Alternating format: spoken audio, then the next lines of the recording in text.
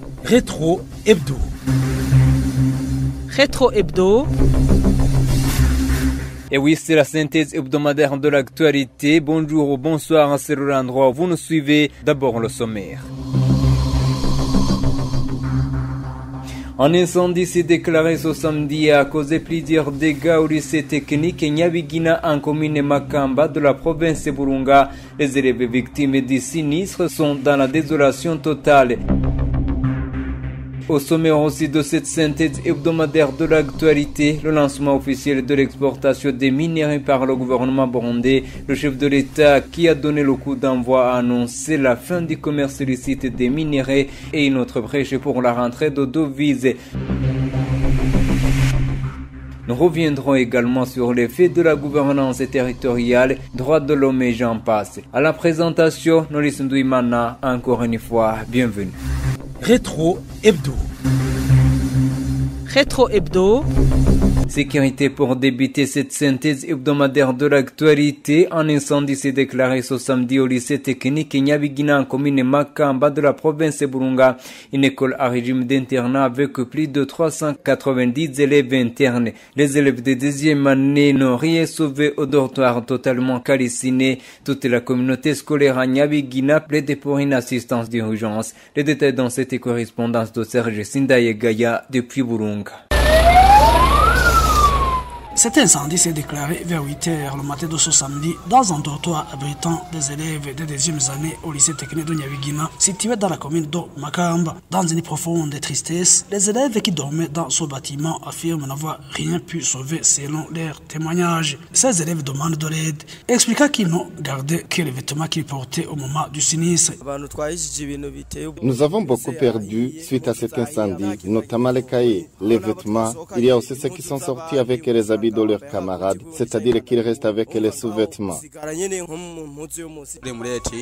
Nous faisions l'étude matinale et nous voyions du fumier dans notre dortoir. Nous y conservions beaucoup de choses. La plupart ne savent pas à quel sens s'envoyer. Ils se demandent également si l'établissement avait souscrit une assurance contre les incendies appelée assurance incendie. Nous ne savons même pas si cet établissement est assuré. Nous pensons qu'on va nous dédommager car nous ne voyons pas que nous pouvons avoir d'autres moyens. Il y a même ceux qui sont venus ici après que leurs parents contractent des dettes. Vous entendez qu'on ne peut pas continuer les études. Le directeur d'internat à cet établissement, Alexandre Nahayo, a expliqué les premiers éléments déjà connus sur l'ampleur des dégâts. Lui aussi, il demande une assistance pour les élèves sinistrés ainsi que pour l'établissement, tout en précisant qu'ils vont tenter de poursuivre les cours malgré la situation difficile. C'est le dortoir numéro 3 qui a pris feu, qui abrite les préfinalistes. Ce bâtiment est tout endommagé. 60 matelas, 30 lits, ainsi que tous les matériels des élèves ont été consumés. C'est-à-dire qu'ils ont besoin d'une aide. Ce qu'on peut dire est que cette installation électrique est vétuste. Ce que nous pouvons faire urgemment est de les mettre ensemble sur les lits à ce que les activités continuent. L'administrateur de la commune Makamba, Prosper Bizimana, s'est rendu sur les lieux. Il tentait de mobiliser les responsables et partenaires susceptibles d'apporter leur aide, bien nos élèves affectés qu'à l'école. Le révérend évêque Onesphore Ndaizigamiye, responsable de la diocèse anglicane de Makamba, à laquelle appartient l'établissement, s'est lui aussi rendu sur place pour évaluer la situation et voir les actions urgentes à entreprendre. À noter que le lycée technique de Nyabigina compte actuellement 392 élèves internes. L'école faisait déjà face à un manque criant du matériel, notamment au niveau des infrastructures, et n'a plus de véhicules de service depuis plus de 10 ans, ce qui complique la gestion des urgences, y compris le transport des vivres pour les apprenants. Depuis la commune de Makamba, Serge Sindayegaya pour la radio Une Culture. Et l'association de lutte contre le chômage et la torture à l'Ishoto dénonce les abus commis envers les travailleurs burundais en quête du travail hors des frontières. Le président de cette association a pour se faire animer une conférence de presse vendredi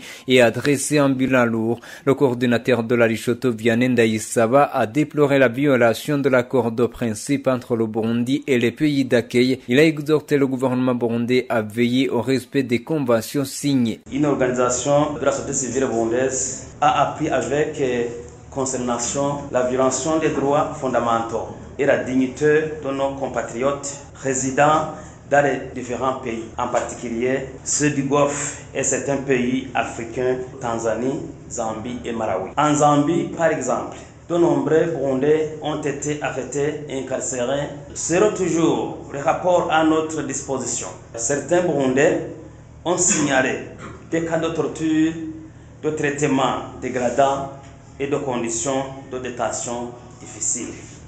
Par exemple, ils sont victimes de travail forcé ou exploitation, conditions de vie précaires, violences physiques et psychologiques, détention arbitraire, même ou sans procès. Nous appelons les autorités burundaises à intervenir pour défendre les intérêts de nos citoyens et à trouver des solutions diplomatiques pour résoudre cette situation.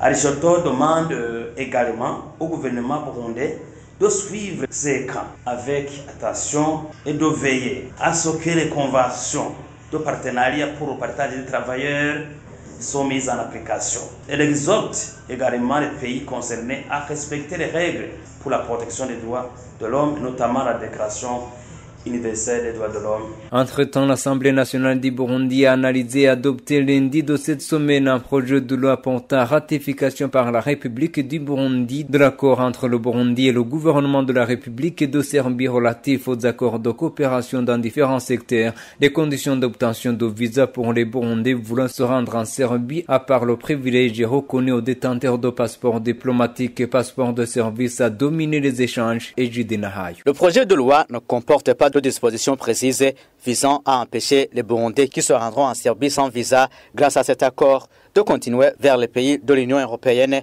comme cela s'était produit dans le passé avec un accord similaire qui incluait les détenteurs de passeports ordinaires. Cependant, le ministre burundais des Affaires étrangères, Edouard Bizimana, reconnaît que le gouvernement ne peut pas garantir que ces personnes reviendront ou pas au pays après leur séjour en Serbie. Certains parlementaires estiment néanmoins que l'exemption de visa devrait aussi concerner les détenteurs de passeports ordinaires, ce qui faciliterait, selon eux, des activités des commerçants burundais désirant opérer entre les deux pays, propose la députée Sylvie Nizigama. Une opinion partagée par la députée de vote Nizigiyimana. Le ministre Edouard Bizimana, pour sa part, se montre optimiste quant à la relance de ce type d'accord avec la Serbie. En 2019, le Burundi et la Serbie avaient signé un accord supprimant l'obligation de visa pour les Burundais titulaires de 3 types de passeports: passeport diplomatique, passeport de service et passeport ordinaire. Mais 3 ans plus tard, la Serbie a suspendu cet accord pour les détenteurs de passeports ordinaires, invoquant la pression exercée par les pays de l'Union européenne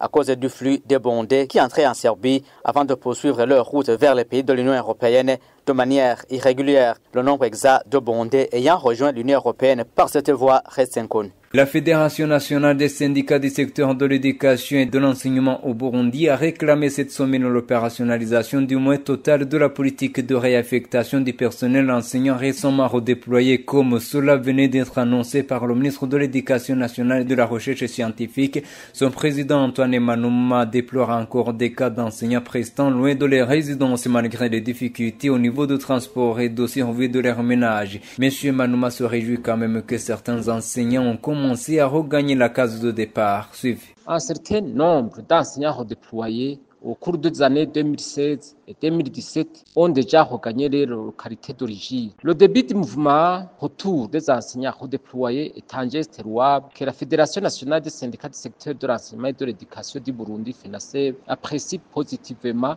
parce qu'il était longtemps attendu. Il s'agit d'un signe que le ministre de l'Éducation nationale et de la recherche scientifique est en train d'honorer ses engagements. Toutefois, les enseignants en attente restent plus nombreux. Ils se demandent à quand leurs cas seront traités. Dans le contexte socio-économique actuel, les longs trajets parcourus et les conditions de vie précaires les mettent dans une situation pénible et stressante. La rémunération dérisoire perçue par l'enseignant ne permet pas aux enseignants redéployés couvrir leurs besoins et c'est dans pareilles circonstances, ils risquent d'être inefficaces au service avec des retombées négatives sur la qualité des apprentissages donnés à les éduquer. Nous aurions aimé que le recrutement de nouveaux enseignants se déroule après le remplacement des enseignants redéployés, mais cela n'a pas été possible. Nous restons persuadés que les besoins en enseignants restent énormes, que les places restent disponibles dans les milieux d'où sont partis ces enseignants redéployés. Pour plus d'équité, nous demandons au ministère de l'Éducation nationale de faire un autre pas pour vider la question des enseignants redéployés qui n'a fait que trop durer.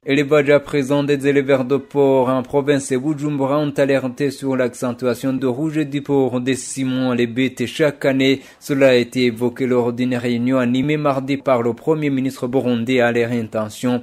Ils ont déploré le manque de vaccins malgré les pertes enregistrées. Il leur a de nouveau été promis de solutions. Les détails avec Jotan Ilatouz. Eric Nkurunziza, l'un des éleveurs de porc de la province de Bujumbura, demande au gouvernement de leur fournir des vaccins contre une maladie qui décime les porcs chaque année, faute de vaccination.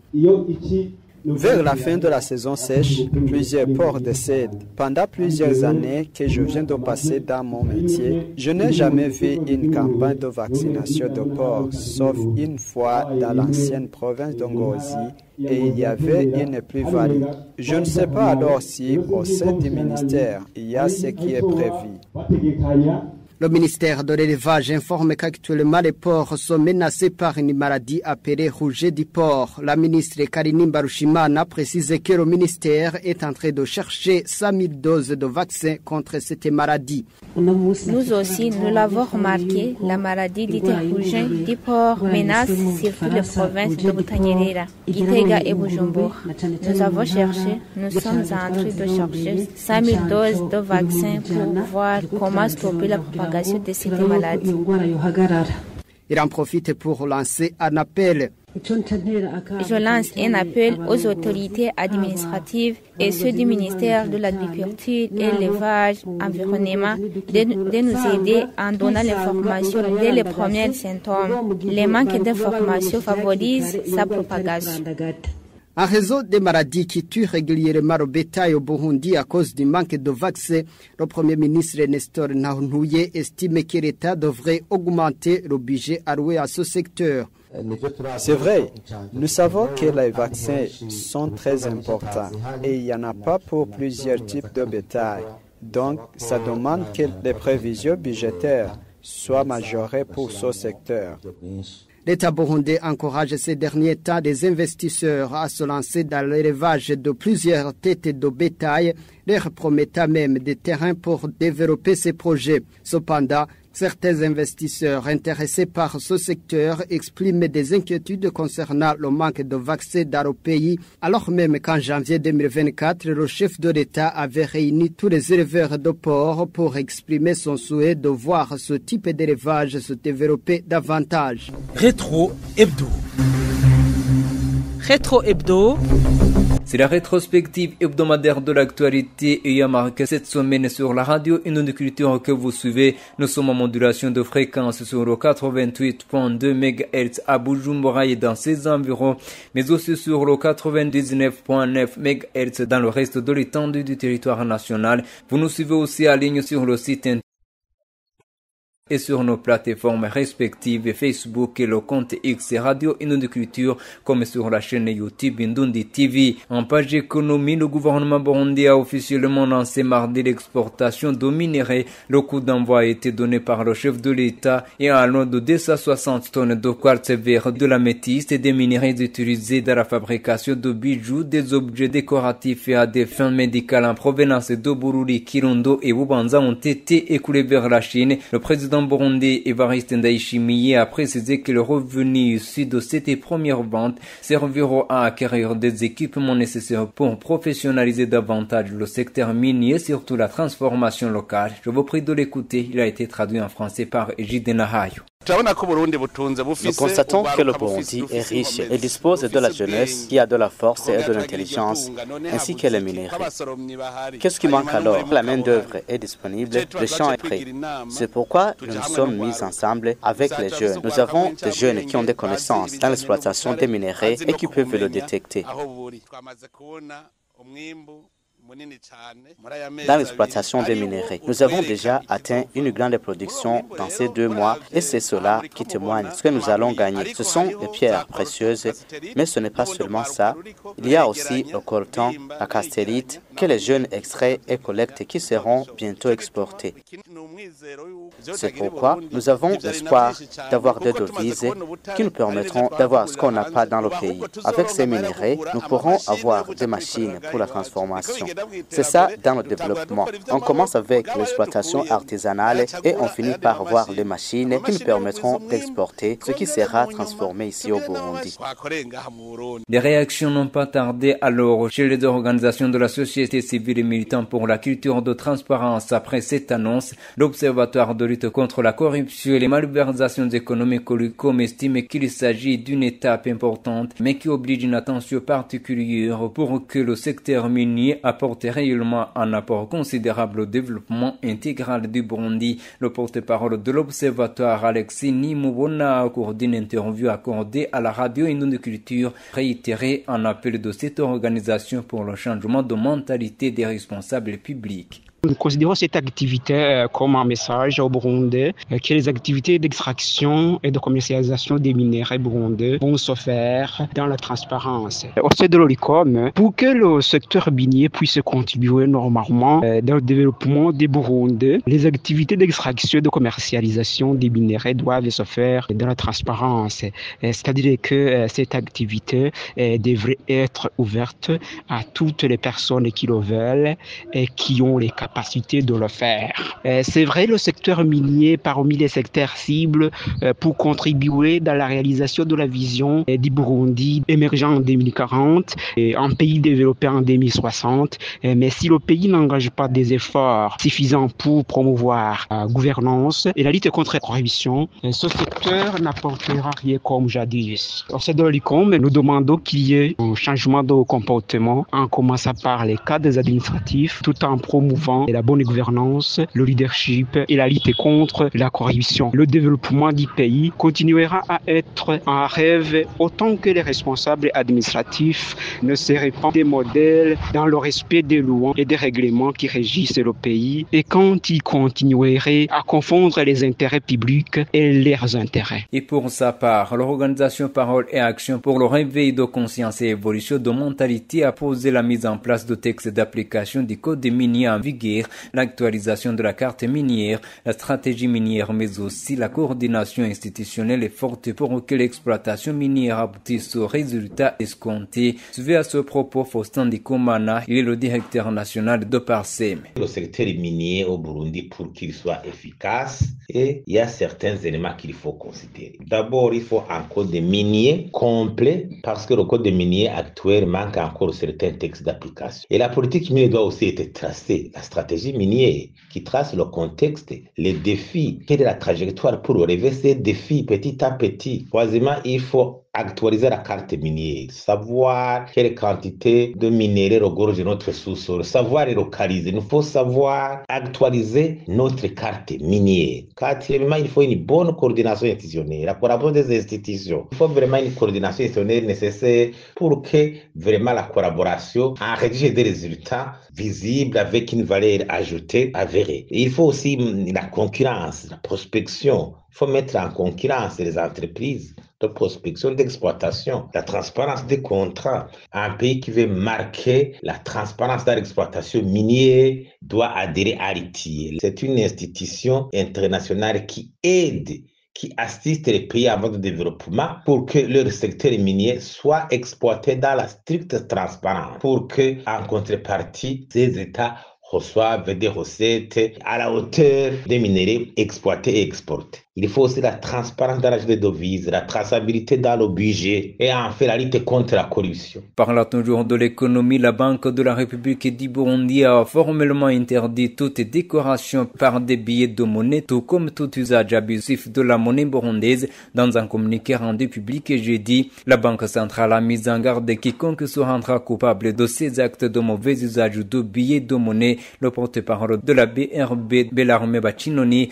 invite pour cela le public à dénoncer les contrevenants à cette obligation suivie. Les billets de banque dans la décoration, dans l'embellissement, eh bien, pour la Banque de la République du Burundi, ces cas ne devaient pas continuer Et c'est aussi des cas où on constate que c'est vraiment une sorte de dénigrement des billets de banque qui sont en réalité des insignes de souveraineté du pays qui doivent normalement être protégés, qui ne doivent pas être dénigrés, outragés, mais qui doivent être pris avec soin. Cela s'est observé notamment dans les fêtes, notamment dans certaines célébrations. Cela altère la durabilité de ces billets qui sont normalement mis à la disposition du public pour servir dans les transactions.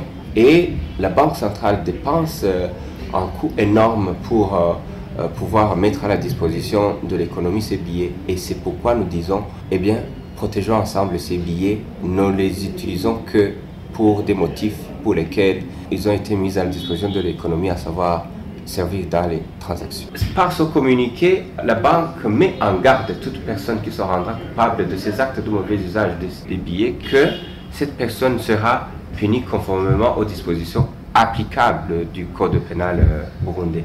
La banque invite le public à décourager, dénoncer les contrevenants auprès de la banque ou d'autres autorités, notamment administratives, policières ou judiciaires, en vue de pouvoir préserver la durabilité, la présentabilité des billets de banque et bien sûr aussi des pièces de monnaie. Rétro Hebdo. Rétro Hebdo.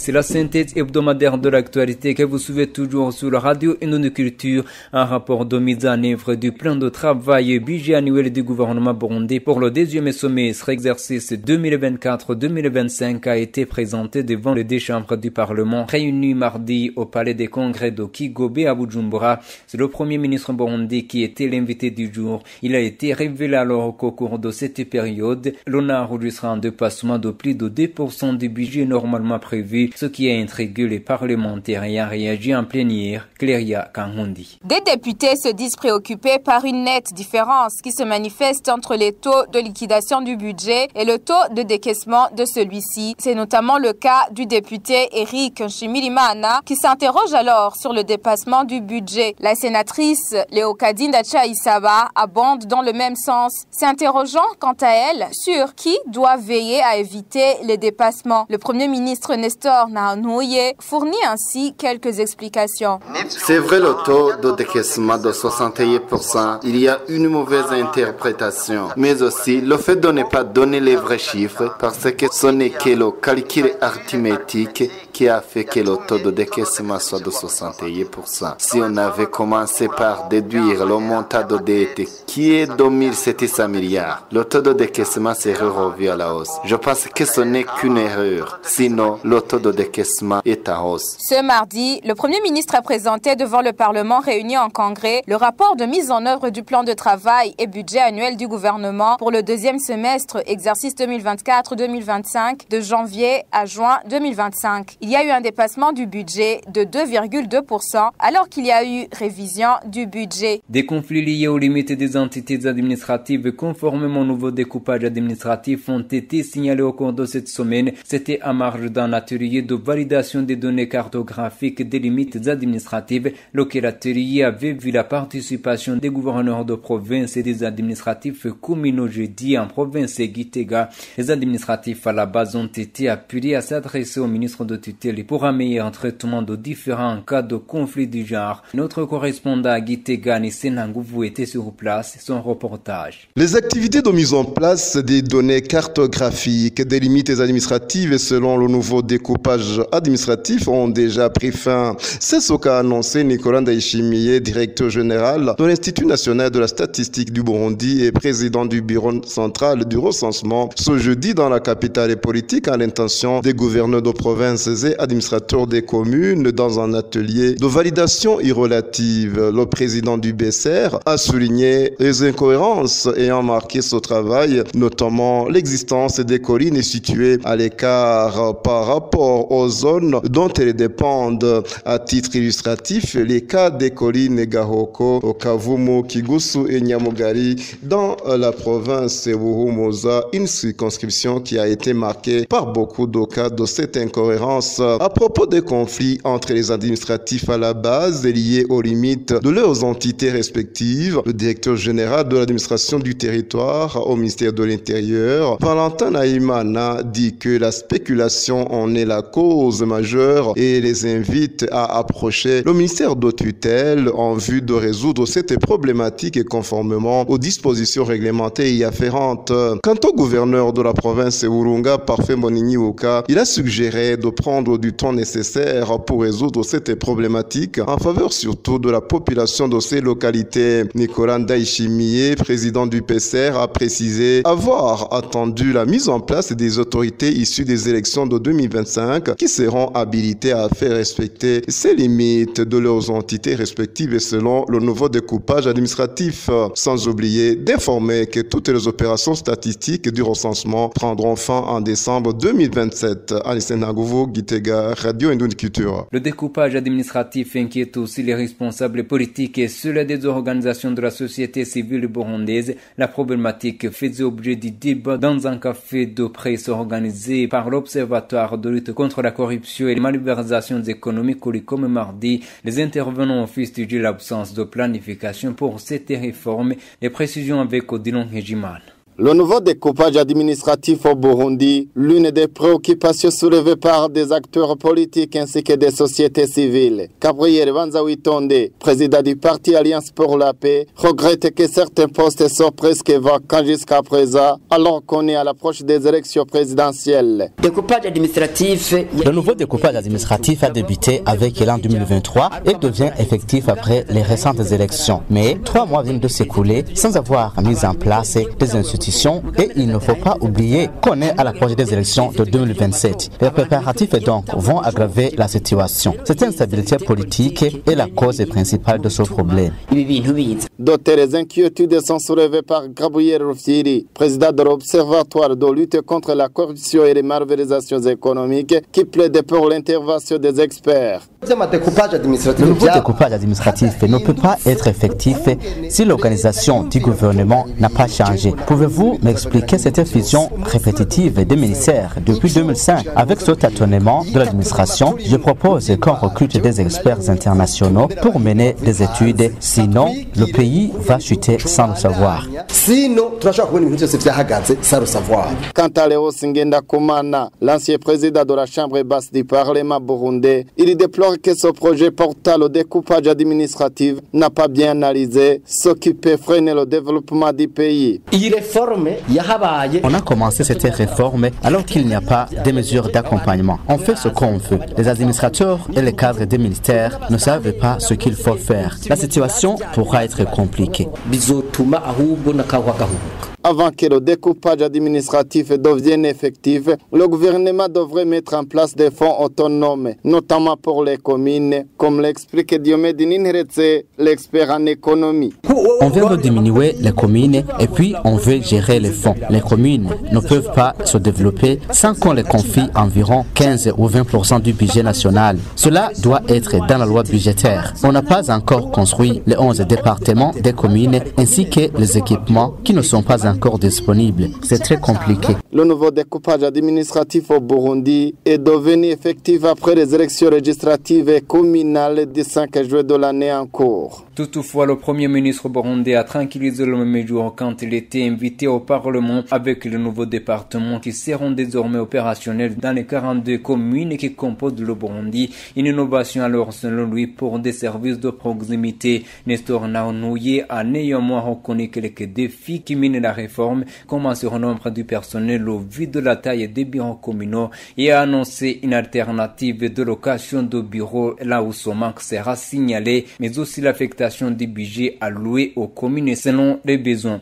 Au sport, l'équipe nationale du Burundi au football Intamba mu Rugamba a été battue jeudi par l'équipe kenyane Harambee Stars sur un score d'un but à 0. C'était au cours d'un match joué à la 9e journée au stade Intwari dans le cadre des éliminatoires pour la Coupe du Monde prévue l'année l'année prochaine respectivement au Canada, aux États-Unis d'Amérique et au Mexique. La victoire de l'équipe kenyane est intervenue en deuxième mi-temps. Le Burundi, avec moins de chance à se qualifier pour la Coupe du Monde 2026, reste avec un seul match qui l'opposera avec le Gabon le 14 octobre, courant parmi les équipes qui se disputent encore, et le tour cycliste international féminin qui se tenait pour sa 5e fois au Burundi depuis le week-end écoulé a été clôturé hier. Au classement général, la Burkinabé la Moussa Zungrana a remporté la compétition. Le Burkina Faso s'était distingué tout au long de la course puisque la gagnante avait pris la tête même après l'étape 2 et la Burundaise Odette Nsengi Yumba a été classée deuxième au classement général. 7 pays à savoir le Burkina Faso, le Kenya, l'Ouganda, le Burundi, le Bénin, le Sénégal et l'Ouganda avaient répondu présent au rendez-vous. Et c'est par là que nous bouclons cette synthèse hebdomadaire de l'actualité. Merci à toutes et à tous de l'avoir suivi. Je dis aussi merci à toute l'équipe de la rédaction pour la réalisation. À la présentation, c'était Norris Ndouimana. Bon dimanche et bonne suite de nos programmes. Rétro Hebdo. Rétro Hebdo.